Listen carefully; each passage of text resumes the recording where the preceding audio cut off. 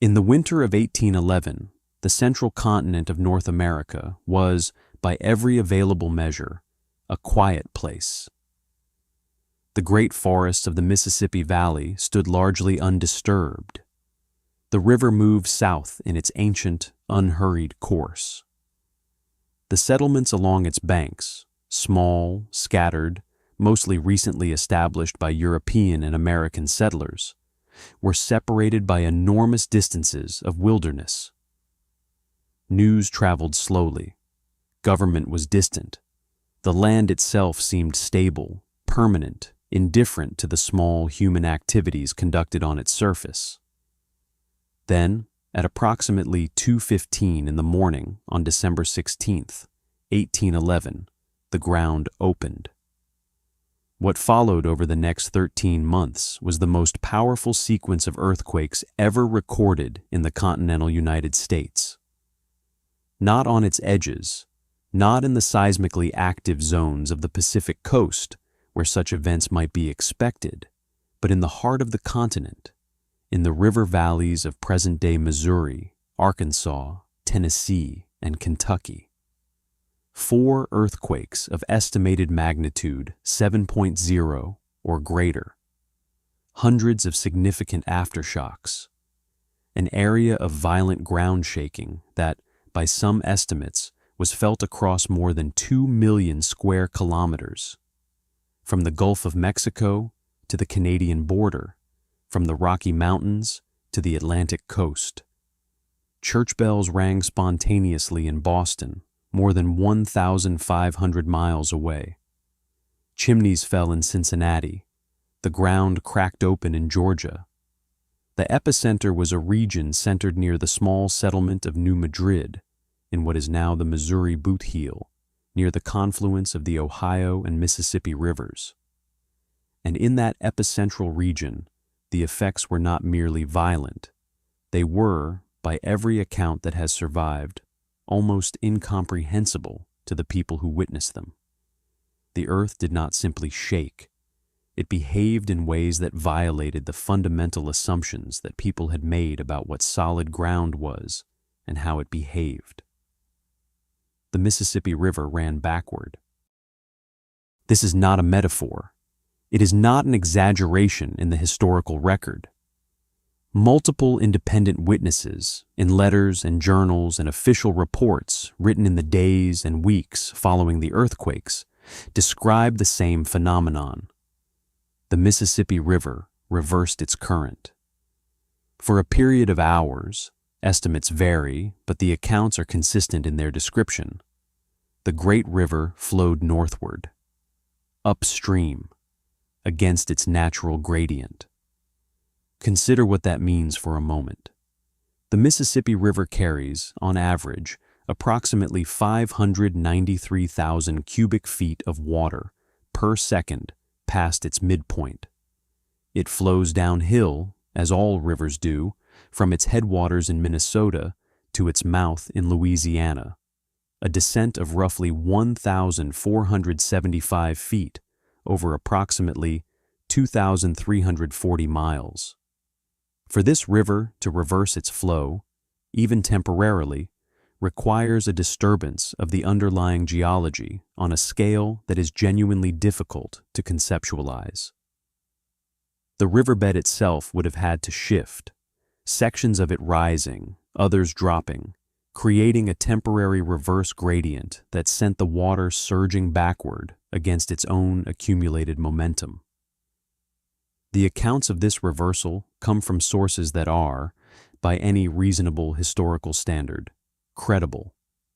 John Bradbury, a Scottish botanist who happened to be on the river that night, conducting a scientific expedition through the American interior, described the event in his 1817 travels in the interior of America. He was camped on the riverbank when the first earthquake struck.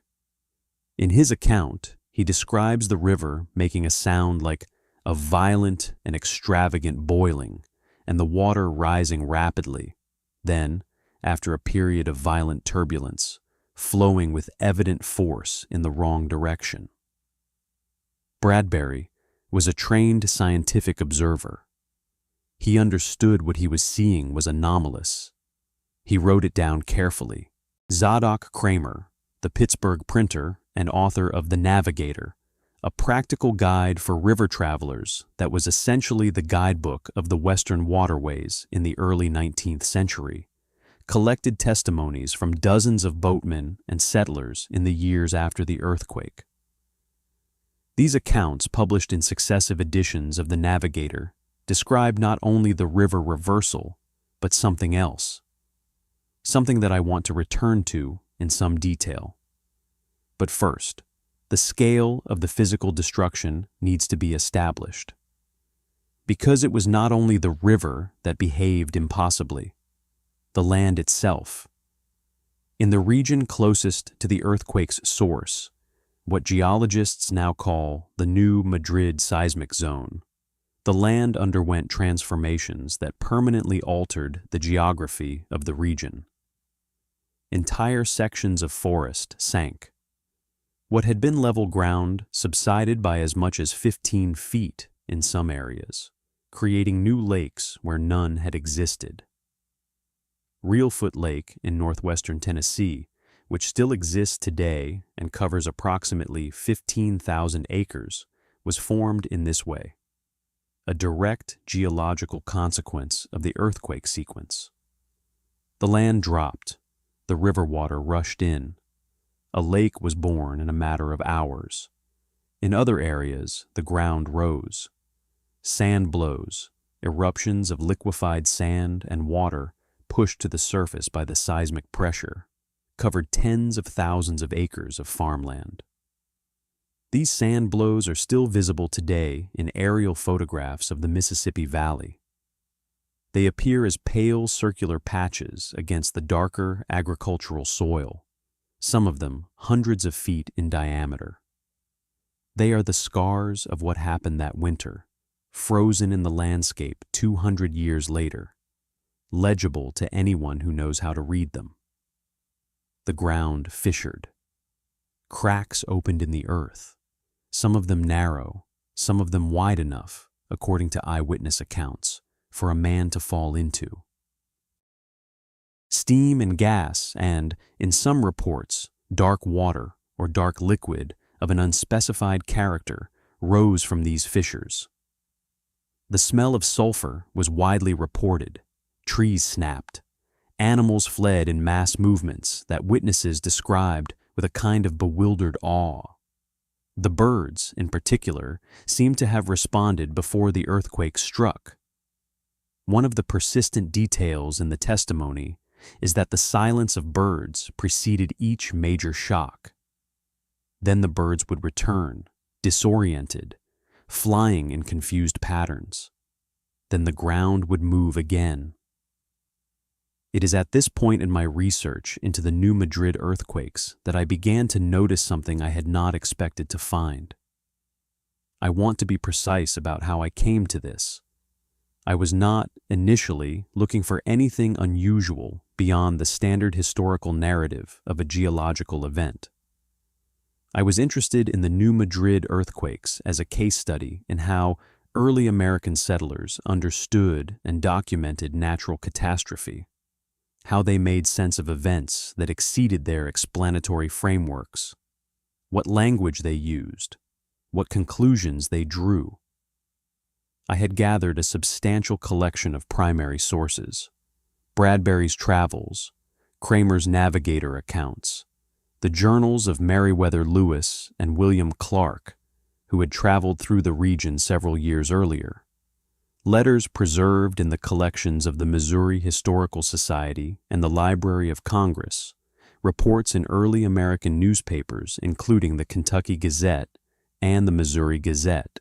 It was in the newspaper accounts, and more specifically in the letters to the editor and personal testimonies printed in those accounts, that I first encountered the detail that sent me in a different direction. On January 10th, 1812, approximately 3 weeks after the first major earthquake, the Missouri Gazette, which was published in St. Louis and was, at the time, one of the few regular newspapers operating in the region, printed a letter from a correspondent identified only by initials, which was common practice in newspaper correspondence of the period. The letter described conditions in the earthquake zone and included, almost as an aside, a description of what the correspondent called great hollow places exposed by the falling away of the earth, some of them of considerable extent, formed not by the action of the earthquake, but appearing to have existed prior to it, now made visible by the removal of the overlying ground. Great hollow places, appearing to have existed prior to the earthquake, made visible by the removal of overlying ground. I read that sentence several times. Then I set it aside and continued through the collection. It might have been nothing. Geological voids, natural cavities in limestone and other rock formations are common in that region. The karst topography of Missouri and Tennessee produces caves and sinkholes routinely. A natural explanation was entirely available. But then I found another reference, not in a newspaper, but in a letter. The letter is preserved in a collection at the Missouri Historical Society, written in February 1812 by a settler named, based on the partial signature, William D., whose full surname is unfortunately not fully legible in the surviving document. The letter is addressed to a relative in Kentucky and describes the earthquake damage to his property and surroundings in some detail. Toward the end of the letter, he writes, and I want to quote this directly from my transcription of the original. The ground in the lower field has fallen in a manner I cannot account for, not the sand blow kind we have seen elsewhere. The earth has subsided, revealing what appears to be the upper portion of a structure of some kind, walls of a regular formation, now exposed and much damaged by the shock. My neighbor Jay has seen it also and is as much at a loss as myself. A structure of a regular formation. I want to be careful here. The word structure was used in the early 19th century with somewhat broader meaning than we might use it today. A natural geological formation, a regular arrangement of rock or compacted sediment, might be described as having a structure. This need not mean a constructed object. The letter might be describing nothing more unusual than an exposed rock formation of regular appearance. That is the most straightforward interpretation. But the phrase walls of a regular formation is harder to dismiss. Geological formations are rarely described as walls. Walls imply verticality. Walls imply enclosure. Walls imply, even in the loosest usage, something that was made to stand upright and contain a space. Something doesn't fit, not yet. But I kept reading. The third reference came from a source I had not initially expected to be relevant. The journals of the naturalist and artist John James Audubon. Audubon, who would later become famous for his Birds of America, was in Kentucky during the winter of 1811 to 1812 and experienced at least one of the major earthquakes directly. His account, written in his journal and later incorporated into his ornithological biography, is primarily focused on the behavior of animals during and after the earthquakes. But there is a passage, brief, almost incidental, in which Audubon describes riding through the earthquake-damaged countryside in Kentucky and observing, in the broken ground near the Ohio River, what he describes as evidence of former habitation of a character and dimension that the present inhabitants could not explain and did not claim. Evidence of former habitation. Of a character and dimension that the present inhabitants could not explain. Audubon was not prone to exaggeration. His scientific work is characterized by meticulous, grounded observation. He was not writing a sensational account. He was writing a naturalist's journal, and this detail appears with the same matter-of-fact quality as his observations about the birds. He does not elaborate. He moves on. But the detail is there. To understand why this matters, you need to understand what was already known and what was already being noticed about the archaeology of the Mississippi Valley in the early 19th century. Because the region that was devastated by the New Madrid earthquakes was not an archaeologically empty landscape. It was, in fact, one of the most archaeologically significant regions of North America. It was the heartland of what we now call the Mississippian culture, one of the most sophisticated pre-Columbian civilizations in North America, a civilization that built enormous earthen mounds, established large urban centers, maintained long-distance trade networks, and organized itself into complex chiefdoms. At its peak, around 1050 to 1200 CE, the great Mississippian city of Cahokia, located near present-day Collinsville, Illinois, just across the river from St. Louis, and well within the broader New Madrid region, had a population estimated by archaeologists at between 10 and 20,000 people, making it comparable in size to London at the same period. Cahokia is known today. It is a UNESCO World Heritage Site.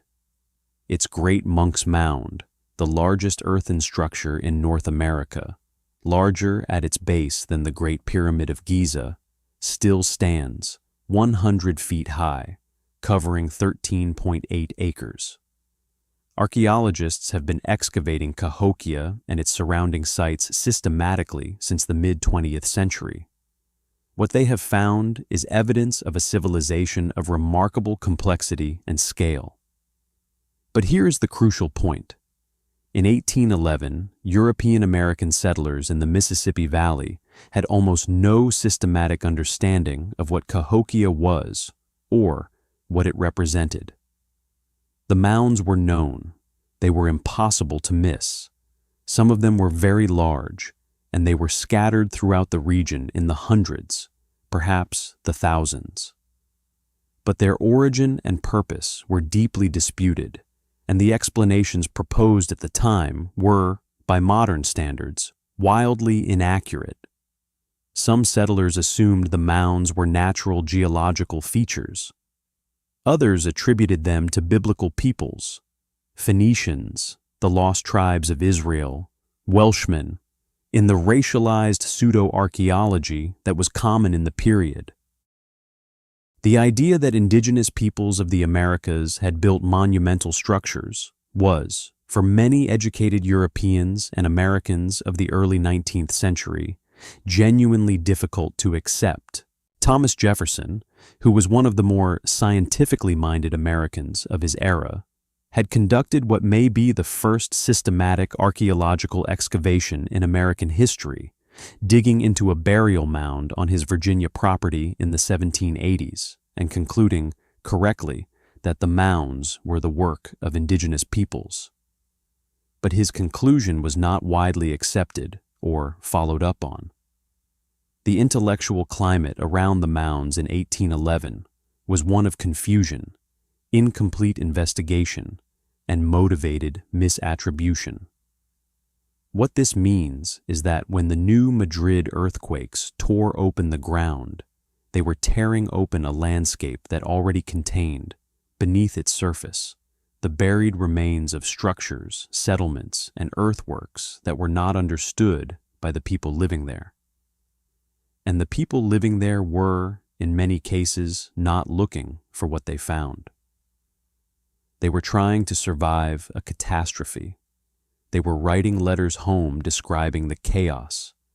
And some of them, in those letters and in those newspaper accounts, were mentioning, almost in passing, things exposed by the ground that they could not explain.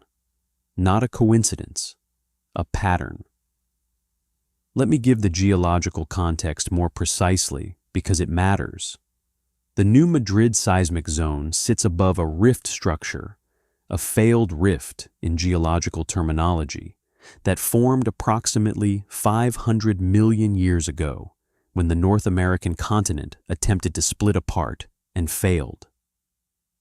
This ancient rift, buried under thousands of feet of sediment deposited over hundreds of millions of years, is the reason the New Madrid region is seismically active at all. The zone is anomalous. It is far from any tectonic plate boundary. It should not be earthquake country.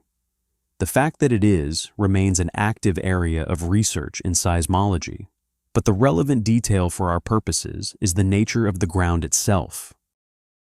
The Mississippi embayment, the low-lying region drained by the Mississippi and its tributaries in this area, is underlain by extraordinarily deep deposits of unconsolidated sediment. Sand, silt, clay, deposited by thousands of years of river activity. Much of this sediment is highly susceptible to liquefaction, the process by which solid-seeming ground, when shaken sufficiently, behaves like a liquid. During the 1811 to 1812 earthquakes, liquefaction occurred on a massive scale across the region.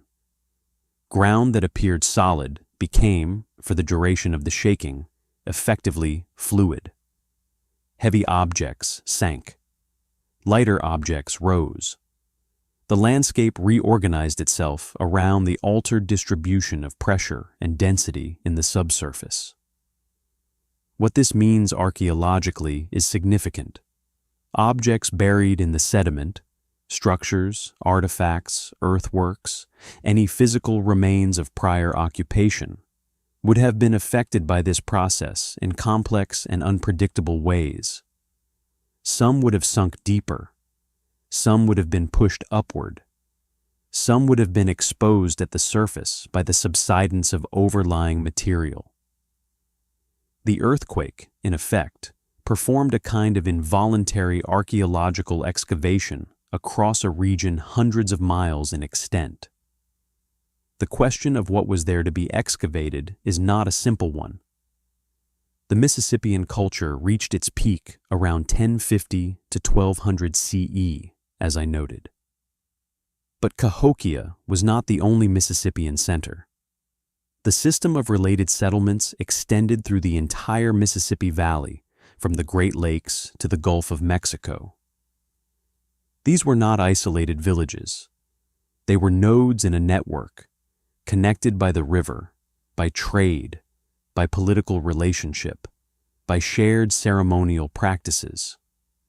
The artifacts recovered from Mississippian sites include objects made from materials that originated hundreds of miles away. Copper from the Great Lakes, marine shells from the Gulf Coast, flint from the Ozarks. This was a civilization with reach, and it had largely collapsed before European contact. The reasons for the collapse are not fully understood. Disease, climate change, internal political conflict, resource depletion, all have been proposed, and the evidence for each is partial and contested. But by the time Hernando de Soto's expedition moved through the region in 1539 to 1542, the first documented European penetration of the Mississippi Valley, the great Mississippian centers were already in decline or abandoned. De Soto's chroniclers describe impressive earthworks and traces of large settlements, but not the densely populated urban centers that Cahokia had been at its height.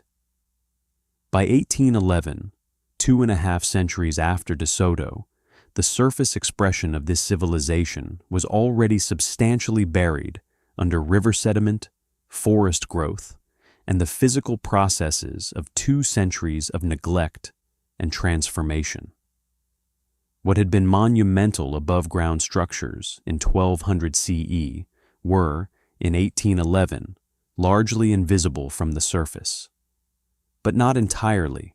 Some mounds remained visible, and some things that were not visible from the surface were, as the earthquake accounts suggest, visible from below, or rather, became visible when the Earth removed the layer of concealment that centuries had provided.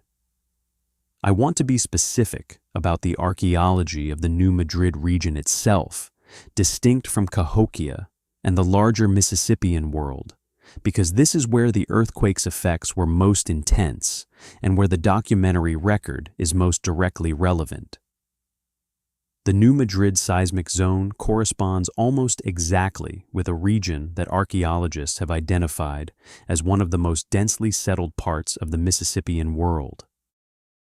Within the present-day Missouri Booth Heel and the adjacent portions of Arkansas, Tennessee, and Kentucky, archaeological surveys conducted in the 20th and 21st centuries have identified hundreds of Mississippian sites, mounds, village sites, ceramic scatters, structural remains, in various states of preservation. Many of these sites are at depths that reflect their burial under river sediment and alluvial deposits accumulated over the past several centuries. The specific settlement of New Madrid itself, the small European-American town near the earthquake's epicenter in 1811, was built on and around a pre-existing Mississippian site. This is documented.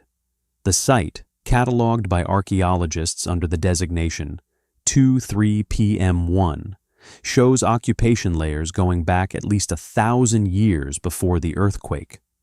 In other words, the ground beneath the town of New Madrid in 1811 was already a layered record of prior habitation, some of it at depth, some of it potentially very close to the surface. When the earthquake hit New Madrid, the town was essentially destroyed, its buildings collapsed or sunk, portions of the land on which it stood subsiding dramatically. It was disrupting this layered record. And the people in and around New Madrid in December 1811 were, in the immediate aftermath of this destruction, moving through a landscape in which that record was newly, unexpectedly, turbulently exposed. The Missouri Gazette's correspondent, who mentioned great hollow places exposed by the falling away of the earth, was writing from somewhere in this region. The settler William D., who described walls of irregular formation, was writing from somewhere in this region. These are not independent observations of a single event. They are separate people in separate locations, making separately similar observations in the aftermath of the same catastrophe. Not coincidence. Pattern. Now, I want to address directly the question of what kind of underground structures or cavities might actually have existed in this region before the earthquake, because speculation on this point needs to be grounded in what we actually know from archaeology and geology. First, natural cavities. The geology of Missouri and the surrounding region does include significant cave and karst systems. The Ozarks to the west of the Mississippi Valley are riddled with caves. Some of these cave systems extend considerable distances, and some were occupied by indigenous people in prehistoric times. There are documented cases of Mississippian and earlier artifacts recovered from Missouri cave sites. The presence of natural underground voids in the region is not in question. Some of what was exposed by the earthquake may have been exactly this: natural geological formations, caves, and cavities that were previously unknown because they were beneath settled land or beneath the river's edge. But the descriptions in the historical accounts are not obviously consistent with natural cave formations. Natural caves in karst landscapes tend to have irregular, curved profiles. They are described as caves when people encounter them. The language used in the accounts I found, walls of regular formation, hollow places of considerable extent, suggests something with geometric regularity, something that looks less like a natural void and more like something that was shaped. Second, constructed earthen structures. Mississippian architecture included not only mounds, but also large rectangular wooden structures built on mound summits, and enclosures, plazas, and palisades at the ground level. Wood decays relatively quickly in the wet Mississippi Valley soil. By 1811, the wooden architecture of Mississippian settlements occupied 3 to 5 centuries earlier would have largely disappeared, leaving only soil stains, post-molds, and depressions that are visible to trained archaeologists, but essentially invisible to untrained observers. But the earthen components would have lasted longer. The mounds themselves are the obvious example. Less obvious are the ditches, berms, and earthen enclosures that Mississippian communities built around their settlements. Some of them substantial engineering works, several feet deep and tens of feet wide, which would have filled with sediment over centuries, but would still have left subsurface structural traces. When the earthquake liquefied and shifted the overlying sediment, it might well have exposed the edges of these subsurface earthen features. Features that, to someone unfamiliar with Mississippian archaeology, might look exactly like walls. Third, and most speculatively, intentional subsurface chambers. This is the category that requires the most care. There is limited but non-trivial archaeological evidence that some Mississippian sites included intentional subsurface features: pit structures, storage chambers, ceremonial deposits in excavated pits, that were not simply buried over time, but were originally constructed below ground level. At the Cahokia site specifically, archaeologists have identified a number of large subsurface features associated with the main mound complex, including what appear to be deliberately constructed pits of substantial size. The purpose of some of these features is still debated. If similar subsurface features existed at New Madrid and related sites in the immediate earthquake zone, and if the seismic disruption of 1811 to 1812 was sufficiently severe to expose or partially expose them, which, given the documented scale of ground subsidence and liquefaction, is not physically impossible, then the eyewitness accounts I found in the archive might be describing something genuinely significant, not in a sensational or conspiratorial sense. In the precise, careful, archaeological sense, physical evidence of prior occupation, temporarily made visible by a catastrophic natural event, and then either reburied by subsequent ground movement, or simply left undocumented because the people who saw it had no context in which to understand what they were seeing. That last point is crucial: context. The European-American settlers of the New Madrid region in 1811 did not have the intellectual framework to recognize Mississippian archaeological remains for what they were. Some were aware that mounds existed and attributed them to vague ancient peoples. None had the training or the concepts to understand what they were looking at if they encountered buried walls or chambers. They would have seen something strange. They might have written about it. And then they would have moved on because they were trying to rebuild their lives in the aftermath of a catastrophe, and mysterious underground walls were not their primary concern. The documentary record that resulted from this situation is exactly what we would expect it to be: fragmentary, incomplete, written by people without relevant expertise, preserved only partially in newspapers and letters that were themselves subject to loss, damage, and the ordinary entropy of 2 centuries of time. The absence of more extensive documentation is not evidence against the events. It is evidence of the conditions under which the events were observed and recorded.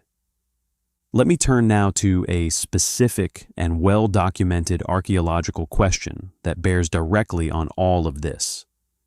Because the question of what was buried under the New Madrid region in 1811 is not purely speculative. There are known sites, there are known structures, and the question of what happened to them during the earthquake has, as far as I can determine, never been fully examined. The Towasagi State Historic Site in Missouri, located near the town of East Prairie in the Missouri Bootheel, approximately 35 miles south of New Madrid, is a documented Mississippian mound complex. It contains at least 7 platform mounds and evidence of extensive occupation dating from approximately 1000 to 1400 CE. The site was not excavated in any systematic way until the 1950s, when preliminary surveys were conducted by the Missouri Archaeological Society. When those surveys noted evidence of significant disturbance to the site's stratigraphy, disruption of the soil layers in patterns inconsistent with natural erosion or ordinary agricultural activity, the most obvious explanation, which was apparently not strongly considered at the time, was the New Madrid earthquake. The earthquake would have struck Towasagi with full force. The site is well within the zone of maximum seismic intensity for the 1811 to 1812 sequence. Sand blows are documented in the fields surrounding the site. Ground subsidence is documented in the region. A complex of earthen mounds, some of them containing internal structural features, buried artifacts, and deliberately prepared surfaces, sitting above liquefaction-susceptible sediment and subjected to repeated violent shaking over 13 months, would have been profoundly altered. What exactly was in those mounds before the earthquake, what their internal structure was, what they contained, whether they had subsurface components, is not fully known. The archaeological investigation of Towasagi, though more thorough than the near-zero investigation of most comparable sites in the region, is still incomplete. Portions of the site remain uninvestigated, and the question of what the 1811 to 1812 earthquake sequence did to those portions is, as far as the published archaeological literature is concerned, largely unasked. Something doesn't fit in the historical record as it has been assembled, not because anyone deliberately obscured anything, but because the people who witnessed the earthquake were not archaeologists. The archaeologists who later came to the region were not thinking primarily about the earthquake, and the gap between those two groups of people, the witnesses and the investigators, has never been systematically bridged. Let me come at this from another direction, the question of lost records. In January 1812, the town of New Madrid was effectively destroyed. The post office was destroyed. The land records for the surrounding county were destroyed or lost, a fact that created significant legal complications for land claims in the region for decades afterward, complications documented in Missouri territorial and state government records. The letters and documents that had been accumulating in private possession in the town were largely lost.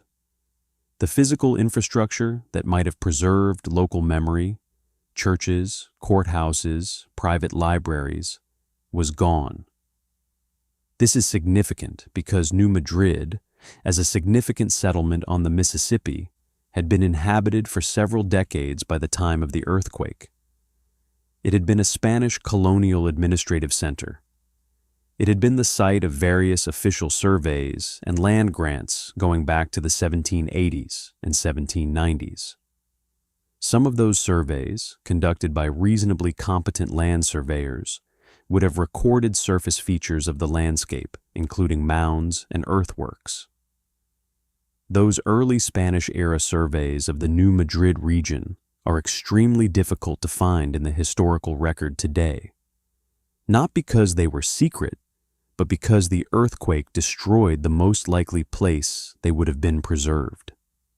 The Missouri Historical Society in St. Louis holds some early Spanish land grant records for the region, but the collection is acknowledged by the Society's own archivists to be significantly incomplete for the New Madrid area specifically. The gap in the record corresponds almost exactly with the earthquake zone. The earthquake did not just alter the physical landscape, it destroyed the documentary record of what that landscape had looked like before. This is where the pattern becomes genuinely interesting as a historical problem, because we are not simply dealing with an event that happened and was observed. We are dealing with an event that simultaneously changed the physical landscape, exposed buried features, disrupted the communities that might have documented those exposed features, and destroyed the prior records that might have provided context. It achieved, in a single catastrophic sequence, something that rarely happens in history. It both revealed and erased. Revealed the buried surfaces, the exposed voids, the walls of regular formation that settler witnesses described without understanding.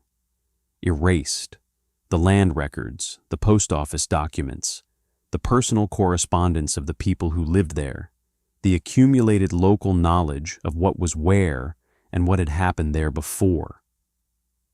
The result is a historical record that is fragmentary in a particular and peculiar way. Enough survives to raise questions. Not enough survives to answer them definitively. I want to be precise about what I am and am not suggesting. I am not suggesting that the New Madrid earthquakes revealed the ruins of a lost civilization unknown to science. The Mississippian culture is not unknown. Its remains are documented extensively, and the New Madrid region's place within the Mississippian world is understood in broad outline by archaeologists. I am not suggesting a conspiracy of silence, or that government or academic institutions have suppressed knowledge of what the earthquake exposed. The fragmentary nature of the evidence is entirely consistent with the ordinary processes of historical loss. What I am suggesting is more specific and, I think, genuinely important. I am suggesting that the New Madrid earthquakes of 1811 to 1812, by their unprecedented violence and their specific effects on the geology of the Mississippi Valley, created conditions in which buried archaeological material was exposed on a large scale, in a region where the human population lacked the knowledge to recognize and document it, in a moment of catastrophic disruption that prevented systematic investigation, resulting in a period of roughly 12 to 18 months during which things were visible that had not been visible before and have not been clearly visible since. Some of what was exposed was reburied by subsequent ground movement, river flooding, and the ordinary processes of sedimentation in a dynamic river valley. Some of what was exposed may still be accessible to modern archaeological investigation beneath the agricultural fields and bottomland forests of the Missouri Boot Heel, waiting for someone to ask the right questions and apply the right tools. Ground-penetrating radar, LiDAR survey, systematic soil sampling, to the right places. The right places being, specifically, the areas where eyewitness accounts from 1811 to 1812 describe anomalous features. The Missouri Gazette correspondent's Great Hollow Places of Considerable Extent. William D's Walls of Regular Formation. Audubon's evidence of former habitation of a character and dimension that the present inhabitants could not explain. These accounts are, by the evidentiary standards of historical research, thin. They are few. They are from non-expert observers. They are difficult to locate precisely in space because the writers did not know they would need to be precise. They were writing for a contemporary audience that shared their geographic context, not for researchers 2 centuries later, trying to trace their footsteps. The accounts cannot, on their own, support any firm conclusion, but they are consistent with each other. They are consistent with the known archaeology of the region, They are consistent with the physics of what the earthquake did to the ground, and they describe things that, if they occurred, would be exactly the kind of things that the historical conditions of 1811 to 1812 would have prevented from being fully documented. There is a concept in historical methodology called the argument from silence. The idea that the absence of evidence for something is itself a form of evidence against it. But this argument is only valid when the conditions for evidence production and preservation were adequate. When, as in the New Madrid case, those conditions were severely disrupted precisely at the moment when the evidence was most likely to have been produced, the argument from silence loses its force. The silence may not mean nothing happened. It may mean that what happened was witnessed only by people who had no framework to understand it, in a moment when the mechanisms for documentation and preservation were themselves destroyed. The records that do exist have a quality that I have learned over many years of archival research to take seriously, not the dramatic records, not the records that announce their significance, the quiet ones, the passing mentions, the details included because they seemed noteworthy to the writer, not because the writer understood why they were noteworthy. These are often the most reliable traces of things that history did not quite succeed in erasing, not because anyone tried to erase them, but because the system of documentation that should have preserved them fully was itself disrupted. William Dee's letter about the walls of regular formation was not written for posterity. It was written to a relative in Kentucky, telling them about the earthquake damage. The mention of the walls is one detail among many, given no more emphasis than the damage to his fence or the loss of his livestock. That is, paradoxically, what makes it credible. A person fabricating or exaggerating would give the dramatic detail more prominence. A person simply describing what they saw, in the flow of an ordinary letter, mentions it in passing and moves on. The same quality is present in Audubon's note about evidence of former habitation. He is writing about birds. The habitation evidence is a side observation, noted and left. He does not theorize about it. He does not claim to understand it. He simply records that it was there. This is how history actually preserves things, not in dramatic proclamations, in the margins of documents written for other purposes, in the subordinate clauses of letters about livestock and fence repair, in the passing observations of naturalists whose primary interest was birds. The New Madrid earthquakes are well known in the history of American geology. They are referenced in every textbook on seismic hazard in the central United States. Scientists study the fault zone continuously, well aware that similar events could occur again with devastating consequences for the modern cities of Memphis, St. Louis, and the surrounding region. In this sense, the earthquakes have not been forgotten. But the archaeological dimension of the event, the question of what the earthquakes exposed in the landscape they devastated, what was made visible in that winter and spring of chaotic disruption, and then lost again to sediment and time. This question has not received the attention it deserves.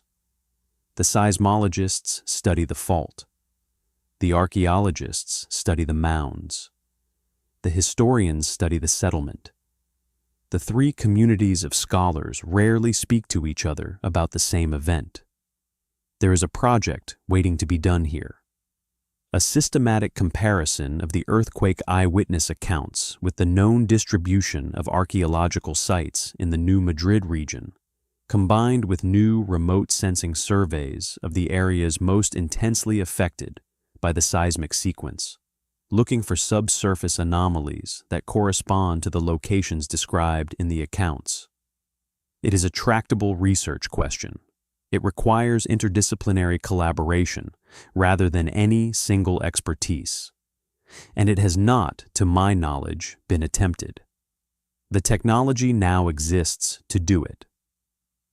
LiDAR surveys of the Mississippi Bootheel in recent years have already revealed previously unknown mound features beneath the agricultural landscape. Ground-penetrating radar can image subsurface voids and structural remains at depths relevant to both Mississippian archaeology and earthquake-induced ground modification. The tools are available. The archival record, fragmentary as it is, provides starting points. What has been missing is the question itself. The recognition that the earthquake of 1811 to 1812 was not only a geological event, but an archaeological one. That it reorganized, exposed, and reburied a landscape that was already layered with centuries of human occupation, and that some of what it briefly revealed may be accessible to modern investigation, if we know where to look. I think about Reelfoot Lake, the largest tangible legacy of the earthquake, visible today from the air as a sprawling, irregular body of water in the Tennessee flatlands. Below Reelfoot,